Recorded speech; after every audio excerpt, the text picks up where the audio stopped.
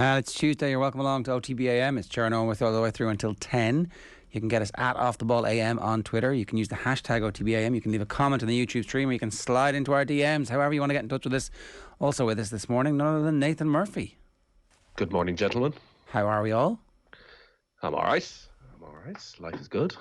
Yeah, bringing the big energy there. I'm all right. That's not how we do things, Nathan. We're more. It really is how we do things, to be quite honest with you. No, we're more. Nathan has nailed the tone. Nailed the top of the show tone. I've never been more excited. Well, that's good. What has you particularly excited? What has me particularly excited? That's a very good question. Well, football is back.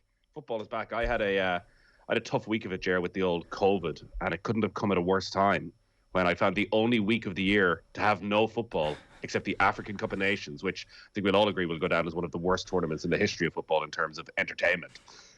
So 7 days, no football. So when the weekend came and suddenly there was an opportunity to sit down on the couch at midday on Saturday and not get off until midnight on Sunday, God, it was glorious. And now, Tuesday night, 3 games, Premier League. Oh, I need my fix. It's funny how we all forgot about the Friday night football, where the United Middlesbrough game seemed to get very quickly forgotten about, and yet surely that should have precipitated talk of a full-blown crisis, particularly given the way that they went out. And then last night, it seems like we're just coasting into almost ignoring what's going on the field at Manchester United at the moment.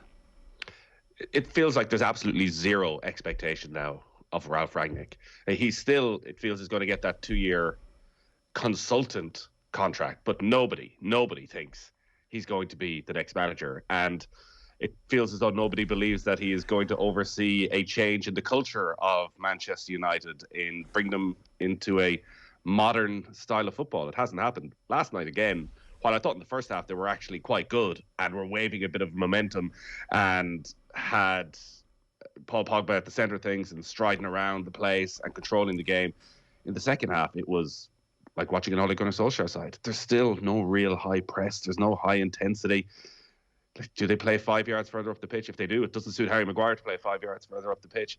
Yeah, they're cruising along, hoping that somehow they're the best of a bad bunch and finish inside the top 4. That might be the case. I just want to apologise to everybody. I got the day wrong. That might have set things off badly at the top of the show. Look at you, little smug face. What's that for? Well, I don't know. Did you even notice? No, of course not. Good. 7:33 this morning on Wednesday, the 9th of February. Good morning to everybody. Well, I guess it is good news that it's not Tuesday. It definitely is. That is certainly a piece of that's a good development. Yeah, well, if you're sitting at home and you're like, oh God, did I lose a day? Did I thought it was Wednesday. I apologise to you about that this morning here on OTB AM. Are we talking about the other game in the football? I think that there's a world in which Manchester United are facing down the barrel of another decade of what they've just been through over the last decade, where it always felt like they were on the verge of hiring the right manager or spending the right money or getting back up to the level where they were automatic title contenders. But there's a possibility that might not be the case. And one of the reasons that might not be the case is because the richest club in the world have finally begun to get their act together. Yeah.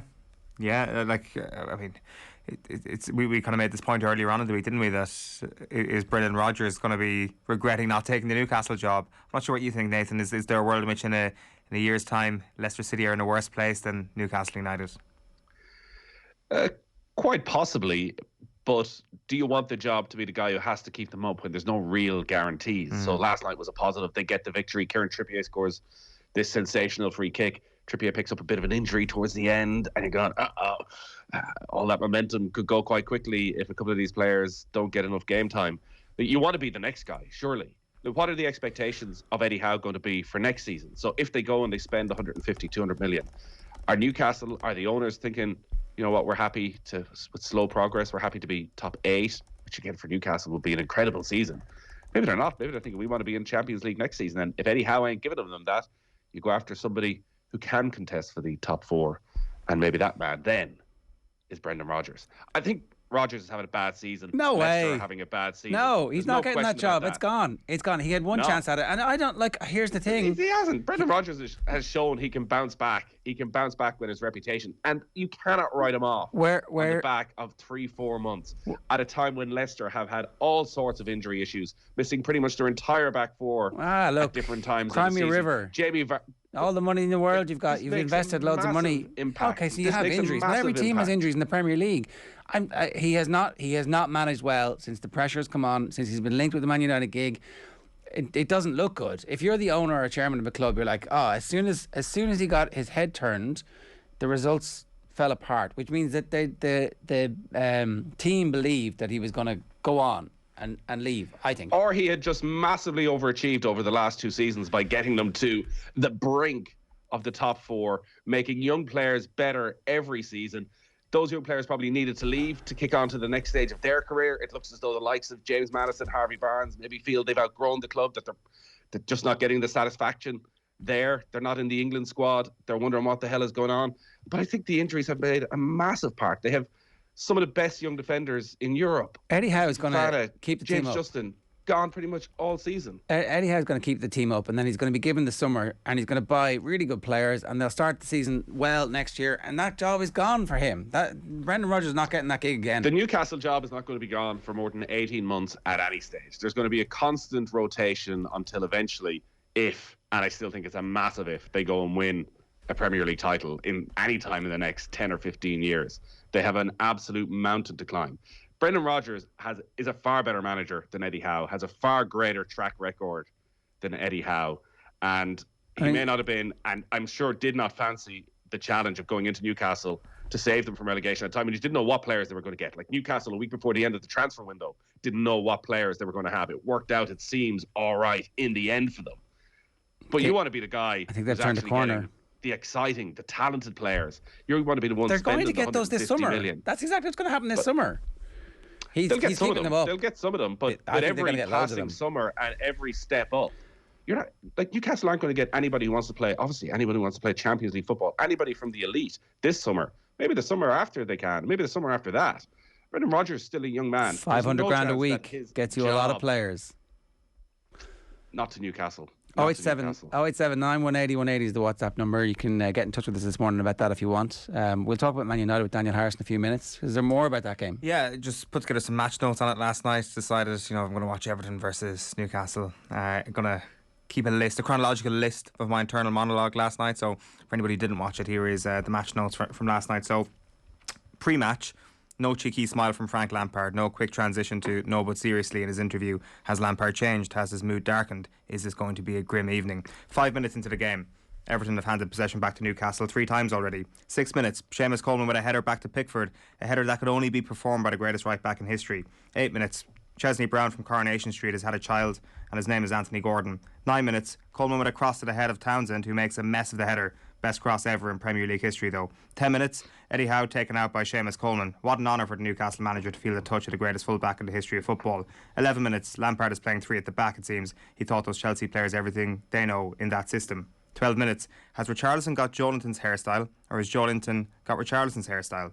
13 minutes, Callum Wilson is holding court in the crowd. Chris Sutton nails his co-commentary responsibility by delivering the utterly essential line they could do with him. A little too early in the game for him to say penny for his thoughts, so well played Chris Sutton, tidy work. 17 minutes, Coleman nicks the ball off Alan St-Maximin. ASM thinks he's been fouled, but actually he's just been given a lesson by the Premier League's greatest ever footballer.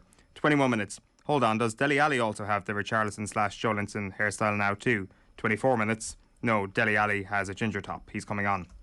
29 minutes, Coleman cross, too high for Richarlison, but clearly Richarlison's fault for not being tall enough. The greatest player in the Premier League always crosses perfectly. 32 minutes, Yerry Mina is now injured. Newcastle play on despite him being down and Joelinton misses the chance. Disgraceful lack of sportsmanship. This has really changed my opinion of Newcastle United Football Club and everything they stand for. 33 minutes, Shelvey goes in with a heavy challenge on Gordon and he gets booked. Shelvey appears to have forgotten it was Everton who were meant to be angry after the previous moment of play. 34 minutes, Gareth Southgate is here sitting beside Amanda Staveley and her husband. I'm greatly looking forward to seeing John Joe Shelvey run the midfield for England and Qatar this year. 36 minutes, goal for Everton after the Jamal Lascelles gets in the way of a Matt Targett goal line clearance. 37 minutes, you wouldn't like Jamal Lascelles when he's angry. He's decided it's time for Everton to feel the embarrassment of scoring an own goal.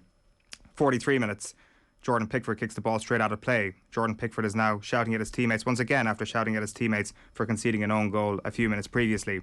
45 minutes plus 3 for injury time. Proper League One stuff here. This is what we live for. Goalmouth scramble because Joe Linton slips as he's about to strike for goal in acres of space in the box. He gets his body into such a weird position where he manages to kick the ball off his own head. 52 minutes, oh my word, Seamus Coleman has just played a beautiful ball from his own half right into the chest of Dele Alli. But unfortunately, the ball has been played right into the chest of Dele Alli and he can't control and the chance is gone. This is not going well for him. 55 minutes, Donny van de Beek is in his familiar place, warming up. You can see it in his eyes that he is hoping beyond hope that the manager does look over to him and he hears for the first time ever, "Get in there, Donny." 56 minutes, goal for Bournemouth, Ryan Fraser. Dele Alli gives the ball away and proceeds to not track back very well. Chris Sutton does not approve. This is not going well. 59 minutes, oh my god, it's happening. Donny van de Beek is about to play half an hour of a Premier League football match. Praise the Lords for Andre Gomez's yellow card. He's been hooked by Frank. Donny has arrived. 62 minutes. Question. It would be objectively funny if Frank Lampard got relegated, but why? What has he done to us? 63 minutes. Chris woulda, coulda, shoulda with another opportunity to score his first Premier League goal since November, but he doesn't manage to get on the end of an Alan St Maximin ball. 65 minutes, Jordan Pickford tries to clear the ball for a throw-in, but it goes straight up in the air. Sarcastic cheers from the home crowd. Brantwaite then tries to clean it up, but he swings at fresh air and the ball whacks off his standing foot and out it goes for a corner. The sarcastic cheers are now bellows. Pickford isn't even angry this time. He's just disappointed. 69 minutes, Andros Townsend touches the ball in an astonishing development. 72 minutes, Seamus Coleman swings a boot and misses the ball, slicing it, but to a teammate. Even when he's mortal, he's still a god of this game. 78 minutes, the Saudi Arabian Public Investment Fund should write Alan St Maximin a blank cheque. 80 minutes, boom, Kieran Trippier back of the net. Jordan Pickford here has left a gap in the wall to invite one specific shot from Trippier, but he unfortunately can't save that one specific shot from Kieran Trippier. Staveley and co are high-fiving in the expensive seats. You've got to feel thrilled for them. Gareth Southgate is third wheeling big time now though. 84 minutes, Ali tries to slip Richarlison through, but he's got his back turned and the ball trickles out over the end line. This is not going well. 87 minutes, Ali goes down too easily in the box as he shoved off the ball and gives up appealing for a penalty after 3 milliseconds. This is not going well. 90 minutes, debut for Bruno Guimaraes. The phones are out in the stands. £40 million of good, clean, honest money made flesh. 93 minutes, Bruno performs a back heel. Transfer fee paid back immediately. 94 minutes, Ali nails Joe Linton. That's for the hair. This is not going well. Full time, the director's box goes crazy. Southgate still not included in any of the hugging. If you want to get in touch with us this morning, 0879 180 180 is the WhatsApp number, or of course you can leave a comment on the YouTube stream, hashtag OTB AM. Here's what's coming up between now and 10 o'clock. We're going to speak with Daniel Harris at 8:10. We've got the sports pages at 8:30. Daniel Kinahan featuring prominently on the front pages. The sports news, John Duggan, and then we'll bring you Keith Wood's thoughts about Ireland-France at the weekend. And then obviously a big launch yesterday from the LGFA ahead of the new league season, and we'll also play some of Dan McDonnell on the FAI launch yesterday. Before we get to that with Nathan, we've got a special competition for you this morning. Aer Lingus is the official airline sponsor of the Irish Rugby team, bringing home advantage to wherever the team plays. And to celebrate, we have a legitimately amazing prize: a pair of match tickets, flights and 2 nights accommodation to be won for this weekend's Six Nations clash between France and Ireland, as well as a signed jersey. Daily winners get an Ireland jersey to win the chance of winning, and all you got to do is tell us our mystery voice. At least they download the first episode. That's one former Ireland star considering launching his own podcast. At least they download the first episode. To enter, you can WhatsApp the answer to 0879 180 180. Tweet us at Off The Ball or comment on the YouTube channel. There was a little sideways glance from you there. I don't know who it is. I think that the context of it, I presume I know who it is. But each daily winner will get an Ireland jersey and we'll go into the draw. Everybody goes into the draw on Thursday for the grand prize. Here's what Frank Lampard had to say to BT Sport after last night's defeat. Were they lacking in aggression for you? You know, are they lacking in a bit of confidence as well, do you think? Yeah, the confidence one smacks you in the face, because I come into the club when they're on a run of results that's left them in the position where we're in. So it's my job to change that, but there isn't a magic wand on that front, because this is the Premier League. So the only thing to do is to work and to focus, to look back at the game and just look forward about what we can do in the next games coming up. I mean, it's if anyone thought this was going to be easy because we beat Brentford in the Cup, it was never going to be that. So it puts a real sharp focus on it for us, and I've got a real belief in the squad, but we must build that confidence, and we must, where we saw confidence go through the roof on Saturday in not much time, we saw it go down the opposite way, and that's work for us to do. Good chance that they're getting sucked into that relegation battle and not getting out of it. I think they'll be in that relegation battle, but I think they'll survive. They're too good to go down, Ger. Too good to go down. Are they? I think there is. Are we sure about that? Quality again. Calvert-Lewin was on the bench last night. If they can't keep him fit, Calvert-Lewin ends up not playing between now and the end of the season. They got themselves a big problem because the goals ain't coming from anywhere else. What's more likely to happen? The player who's been injured all season miraculously having a great 2-month window to keep his team in the Premier League, or the injuries to linger on into the summer and him to get a move in the summer. That happens. Well, that is the key, getting him back fit. I still think Everton are far stronger than Norwich, Watford, Burnley. Now, Burnley, we've the one who have the track record, have been able to get it done and grinding out the odd point here. I think it's 11 draws for Burnley. It's still just the one win for Burnley all season. But the two signings were very strange signings. Like Dele Alli, we know is brilliant talent, 2-time Young Footballer of the Year. But even at his absolute peak at Tottenham, he was never a player who controlled a game. He was never a player who took a game by the scruff of the neck. He was a player who you sort of forget was there for 10, 12 minutes and then would pop up with a moment of genius, would pop up with a brilliant decisive pass or make that run in behind the defence and get a goal. But he wasn't somebody, he never became what people thought he might when he was 18, 19, like the number 8 who could be the box-to-box, who could dominate a midfield in the way a Frank Lampard did at times, that could be involved in everything. That's never been Dele Alli's game. So you wonder where that fits into a side who are really struggling and under enormous pressure at a stadium that is on your back and will be on. I think Frank Lampard will have a good honeymoon period because I think the fans will be on the players' back pretty quickly around this. And Donny van de Beek, we don't know what sort of player Donny van de Beek is anymore. He can't be a player full of confidence. So it doesn't feel like you're bringing in any steeliness at all to that Everton side. Owen touched on the lost Yerry Mina to injury quite early last night. They have a lot of problems at the moment, Everton. I still think they'll just about have enough. But already you're looking at Newcastle and thinking Newcastle are going past Everton quite quickly. So suddenly you're the next one to the bottom 3. I would be shocked if they were relegated. But would you legitimately be shocked? Or like at the end be like, I'm not really that surprised given the absolute chaos that reigns behind the scenes, the stories we hear of the salaries, the stuff that the club has been through, the complete lack of any overarching plan, the entire backroom crew moved out, a new one has to come in mid-season. You can't, at the end of the season when you read the 8,000 words athletic piece, you'll be like, oh, that all makes sense now. It does, but a lot of those clubs down the bottom, it always makes sense because they are such a mess. And I think quite a few of those teams down there are in a similar situation. Like, all isn't exactly rosy at Burnley right now. We know what Watford are like. So I think Everton, if they can get through this and regroup during the summer, then they can kick on from there. But Richarlison, who I've touched on many times, a player I really like, looks totally disinterested at the moment. Looks like he'd rather be anywhere else. A relegation scrap. He is not returning your love. That is for sure. No. The pressure was just too much for him. The pressure was just too much for him. The constant love bombing of Richarlison by you over the last 2.5 seasons has just got too much for him. It's like he's just a bit creeped out by now. There is that. I don't want to be in the public sphere where this guy can get near me.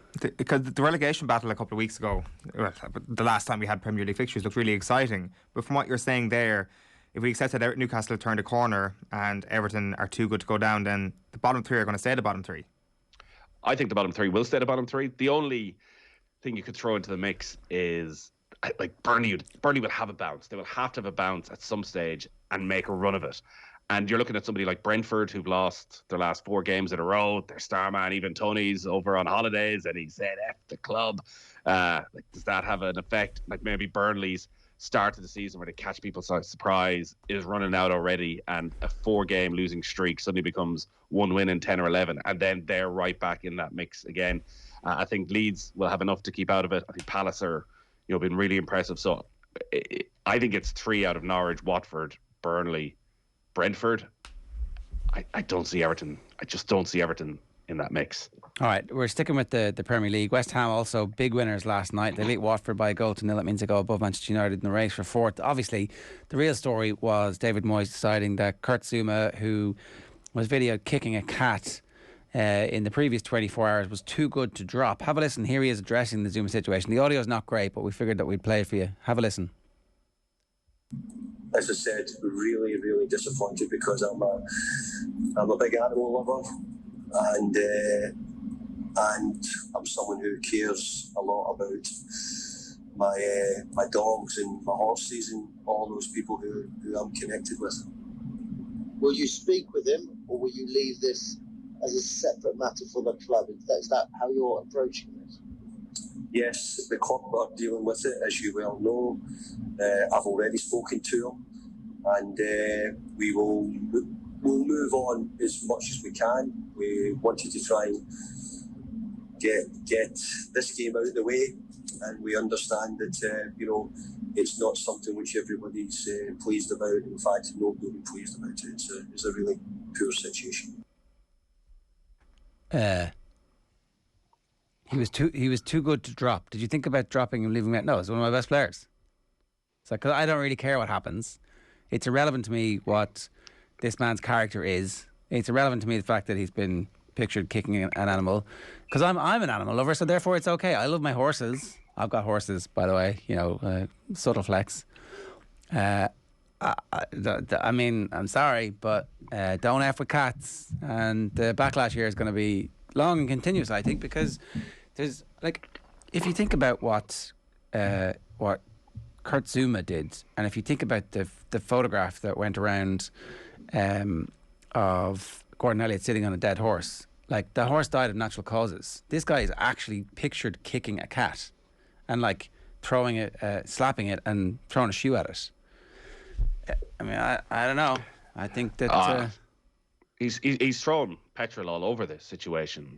It's clearly an incredibly serious issue from a PR point of view, which is how clubs would generally approach this. You leave him out, you hope it dies down, you give him a heavy fine, the player comes out and repents. You don't say, well, what happens over there is nothing to do with the football side of things. Now, we would never look to West Ham as a club for, I think, moral leadership on anything. But David Moyes always felt separate and was trying to change what West Ham were about and give them a bit of integrity on and off the pitch. And he has let himself down badly here. You cannot play Kurt Zouma after that video emerged of kicking a cat in front of his kids, chasing it around the house to punch it. Absolute insanity. And his comments only made it worse. To say, where does that end? It's not a football matter. We know that what happens off the pitch has to have an influence. You have to want a certain type of character in your dressing room. And it seemed quite noticeable at the game last night that it wasn't just the Watford fans who were booing Kurt Zouma. It seemed as though it was the West Ham fans as well who were looking at this going, what the hell are you doing? This guy is not somebody we want, not someone we want associated with our club. And from a position where you could probably get away with just leaving him out for the one game and moving on with the way the football world works, it feels now that this is going to become a huge issue for West Ham as to how they deal with Zouma. West Ham, talking about it before the game, they said that they're dealing with it internally. If they have dealt with it internally, or were trying to deal with it internally, you would see the external impact of it, which is the man not starting in the team. So it feels that West Ham have almost fobbed this issue off on David Moyes, and David Moyes is also kind of trying to disassociate himself from the issue as well, and I guess it hasn't been dealt with as we've seen so far. I see some West Ham fans on social media, some dyed-in-the-wool West Ham fans are saying that actually they were saying zoo rather than booing Kurt Zouma last night. A bit of a Boo Earns moment there, I suspect. And also, of course, the Watford fans, as soon as Kurt Zouma hit the deck about half an hour into proceedings after receiving a kick, they started chanting, "That's how your cat feels," which you have to give Watford fans a bit of credit for that one. Not a chant that we've heard too much in the past. So he didn't get a good reception last night, but he shouldn't have been playing. Alison Rudd says it all became a tireless pantomime, though, that stuff from the crowd, and it's the type of thing that it goes away after a week or two, is what West Ham hope. Clearly. I would have thought that if you bring such shame on your club, as in any business, but even more so maybe in football, that you're taken out, that you are receiving a hefty fine, whatever the maximum the PFA will allow. You don't get to play for a couple of matches. There's a certain degree of public shaming that you have to go through then as the player, and rightly so. But to sort of brush it under the carpet and say, well, listen, what he does at home has nothing to do with this club. As long as he turns up, trains well, and is one of our best 11 footballers, I'm going to pick him no matter what. What sort of culture does that set in that West Ham dressing room? Well, and in football generally, and I think that you make the point we shouldn't really be looking to football for moral guidance, and yet so many people love football and they love the power that and other sports have to bring people together, and then this stuff just makes you're just reminded that none of this really matters. Again, it's just a It's not even moral guidance here, It's is just it? a bunch of This is millionaires moral having guidance. fun, and that's all that matters is that they're all going to get their win bonuses last night. You know, is there a cohort of people in that dressing room who are turning on Zouma last night after the game going, you know, that was bad, or they're like, yeah, good man, you did well there, you dealt with the pressure well, screw them. Like I'd say it's more the latter than the former. Go batten down the hatches immediately, go straight into to that sort of point of view, I guess. Like it does definitely feel that West Ham are going to play this by saying nothing over the next little while, that they said their statement, and I think even David Moyes is kind of looking across to his the PR person, or the media officer at the top table last night. There was a way in which they're going to try and kill this over the next little while without any real consequences for Zouma. I mean, and even when he talked there about everybody in the dressing room being happy to get their win bonuses and all that, like even if Kurt Zouma was just denied his win bonus or whatever the money is, he'll still make a pretty penny next week, and there wouldn't necessarily be any consequence. No, exactly. There is no consequences. It turns out there have been no significant consequences. Not for West Ham for playing him, not for Zouma for what he did, not for football generally. The circus rolls on and everybody forgets about it in a little while. Like it will be in 6 months' time. What was the Zouma story again? Because we're all guilty of it. I think in some ways we're all complicit. Right, so that's the story with West Ham. They're up to 4th, which is the most important thing. You know, they're back in the hunt for Champions League. There was a bit of a wobble. They've come out of the wobble the other side. Don't know how good they were against Watford, but let's move on, because the FAI gave a 90-minute press conference yesterday to reflect on a whirlwind 24 hours for them, where the Euros bid was confirmed. How that's going to work in some ways was fleshed out with the other FAs and their chief executives all out yesterday speaking about that, and then or said the day before, and then obviously the FAI strategy. Nathan, could you maybe talk to us a little bit about the breakdown in terms of how much focus there was on the draw, the bid, and how much there was on the strategy document in the press conference? Well, I wasn't in the press conference because it was only for the newspaper journalists. So I had sort of 15 minutes myself with Jonathan Hill and Roy Barrett. It was a sort of day where you would like 90 minutes, because it was the first time Jonathan Hill had actually sat down in person with the media.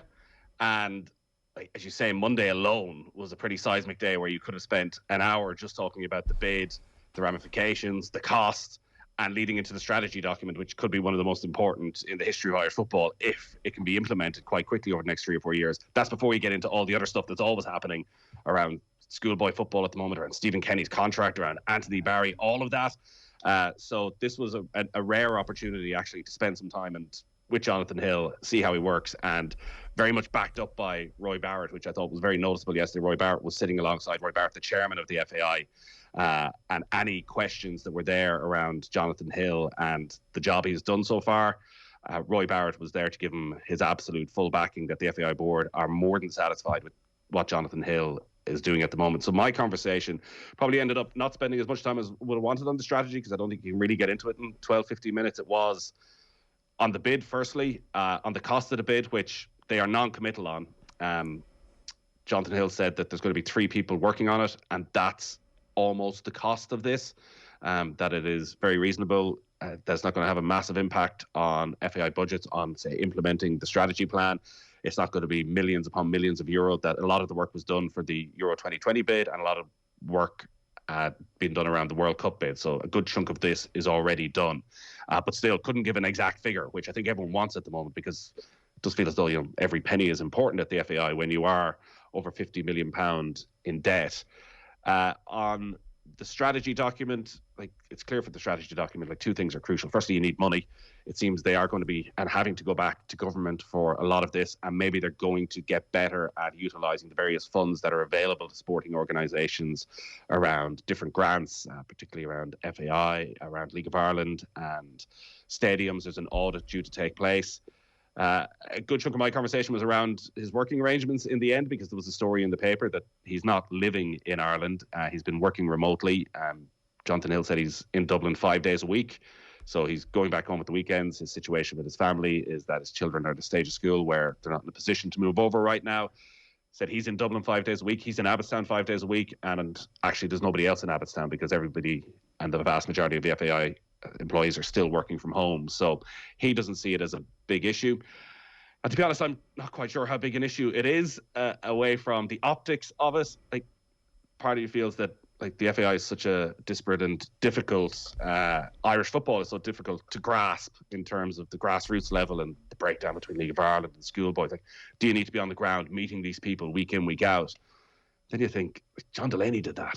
Like, John Delaney spent every night of the week out meeting the people. I think that we need to get away from the... It's hard to. But you can't say that, like... the fact that John Delaney met people, like, that was about shoring up a power base. That was about making sure that votes would go one direction. That was like old school Irish, like how he went around the country with the chicken and chips circuit, and it was like, I'm going to meet everybody, and then all of a sudden there's this groundswell of support for him. So like that's what that was about from Delaney's perspective. If Jonathan Hill was to go on a listening tour to speak to the football people of Ireland, I don't think anybody would say, that's Delaney-esque. Like, Roy Barrett makes the point, we need to forget the past. Like, in some aspects, you absolutely need to learn from the mistakes of the past, but you do also need to do a little bit of a Men in Black and go, right, we're starting again. And we will actually, it's okay for me to be out listening to and at matches and seeing the crappy facilities, like getting a feel for what it's like to watch the kids changing containers. I made this point, like, you know, the gleaming facilities in the GAA clubs and the kids changing in containers is something that you would hope the body politic of the FAI fully understands. And like Damien Duff talked about it when he talked about the dinosaurs and how he was making that comment because look at the facilities and it's something that we need to learn from. You'd hope that Jonathan Hill understands that, but I don't know, because as you say, we haven't had that much access to him. And those opportunities to speak to COVID him. has had a huge impact on that, and even with him getting out and about and meeting the people, and I think it is important that he meets the people, because you would think as he goes around the country he'll figure out actually and meet half a dozen figures who he'll be impressed by and think actually these are people I want to bring in and to have an influence as well. Whereas if you're not, you're relying on those around you who probably have a preconceived notion and they're telling you who you should talk to rather than actually just going and naturally meeting all the people involved in football. Yeah. I would expect that he'll be at lots of League of Ireland games off the back of this, and we'll be getting a good sense of the issues around facilities. And it is one of the standout bits of the strategy document, I think, is this audit that's going to take place. Like, they've given themselves a very short time frame, which is great in one way because it means, you know, we'll have answers by 2025 as to what's actually happened, but also like the change that needs to take place in the League of Ireland. And the more you think about it, the weight of expectation that's been put on League of Ireland clubs is absolutely massive around the future of Irish football. So firstly, we're looking at facilities, and then we're looking at academies that League of Ireland clubs are going to be responsible. And most League of Ireland clubs have 1-2 full-time staff. Like, facilities, grants, all of that is time-consuming, energy-sapping, and League of Ireland clubs don't have huge staff to do that. And at the same time, we're saying transform your grounds, make them better, but also build an academy from scratch, where a lot of these clubs have no reputation in doing it, have no great knowledge in doing it. Okay. I think the FAI will, as part of this, have to give them the resources somehow to make all of that more straightforward. Yeah, you could centralise that resource and then have liaison officers who work with individual clubs around. Once the survey is done, these are your facility requirements, this is your academy requirements.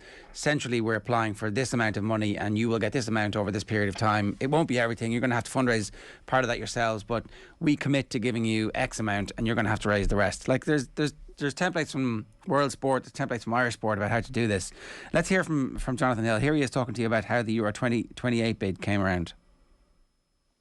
And that to me would be the key, is that if we can have the Irish team part of the tournament itself, I don't think there's any question that the young boys and girls in Ireland, along with many other adults who will enjoy the tournament, will not be inspired to take up the sport of football.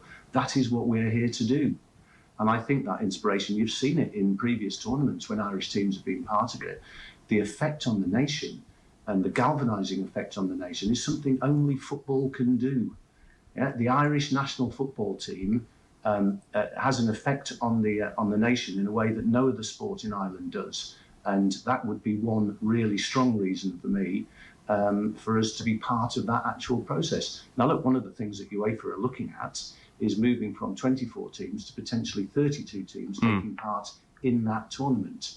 Now, if it does go to 32 teams, it would be very much part of our objective, and this may again be written into the 26 to 30 strategic plan, for us to qualify directly to the tournament, whether we're hosting it or not.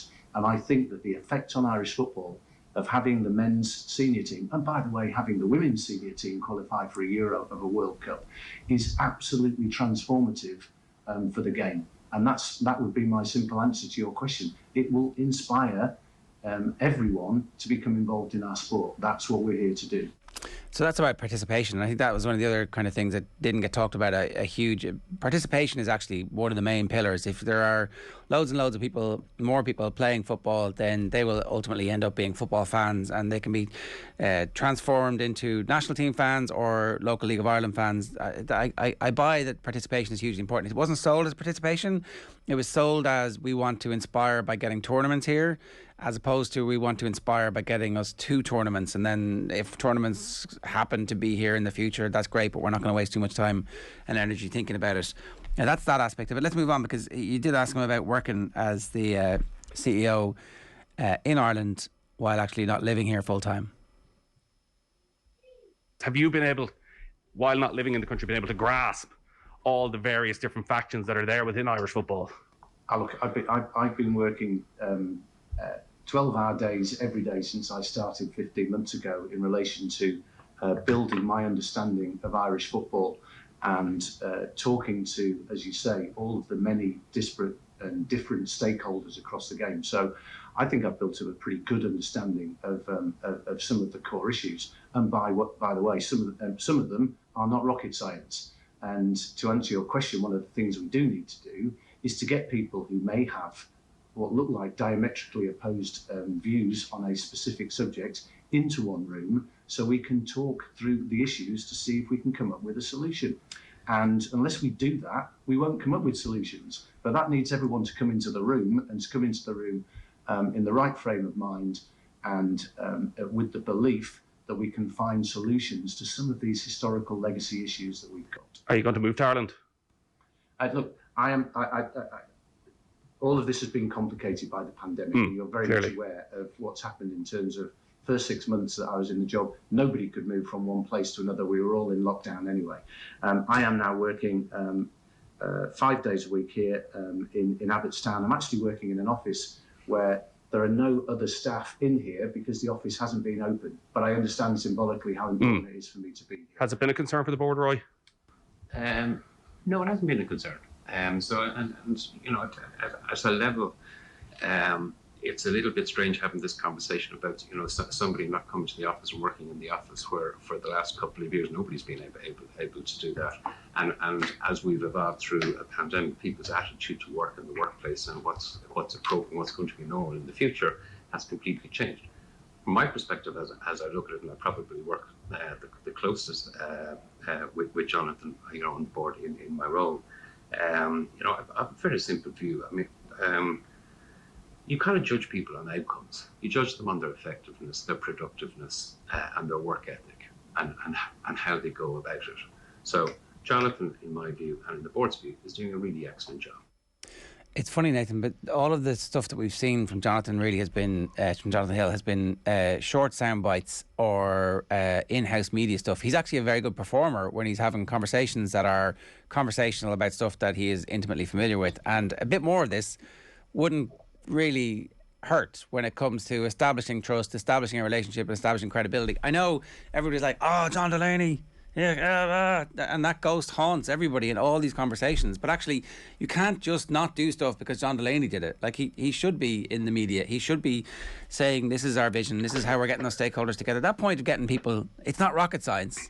It's interesting to hear, because you know, I mean, it may well be Israel, Palestine, it may well be Northern Ireland to try and get Dublin schoolboys and Dublin League of Ireland clubs all heading in the same path. But it might not be, you know? And maybe somebody from outside goes, well, this is a fairly easy solution here. You do this and you do that and we'll pay for this, and away we go.